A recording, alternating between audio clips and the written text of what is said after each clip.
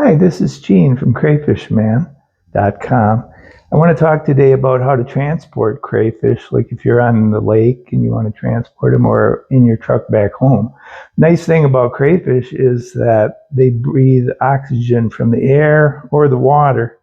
So you don't have to haul them in a tank like you would minnows. So it saves a lot on the weight. Now, if you're trapping just for personal use, you could probably use something like this, just a Coleman cooler. Um, But it is very important that you don't want the crayfish sitting in standing water because they will drown and die in there because they're trying to get their oxygen out of that water.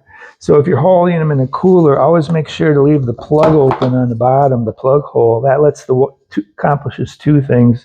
It lets enough air in for them to breathe, and it allows the excess water to drain out.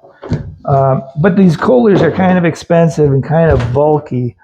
In Louisiana, what they use is mesh onion sacks. They'll fill these up with 30 or 40 pounds of crayfish, stack them up in the boat, stack them up in a walk-in cooler. It's really a bad way to transport crayfish. It's very stressful on the crayfish. The crayfish will die in a couple of days, or 2-3 days.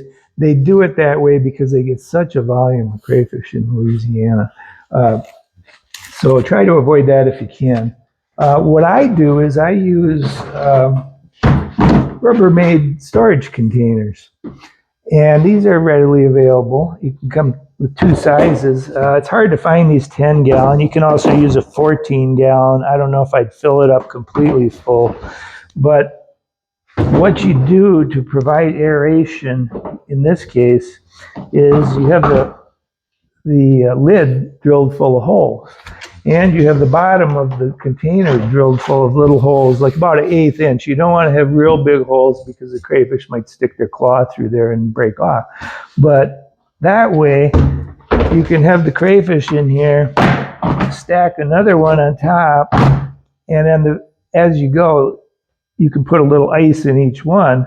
But the very top one, you can put a lot of ice.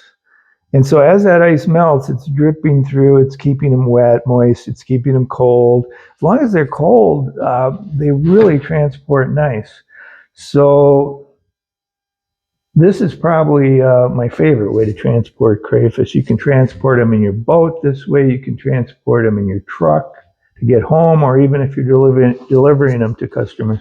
So that's the best way. Thanks.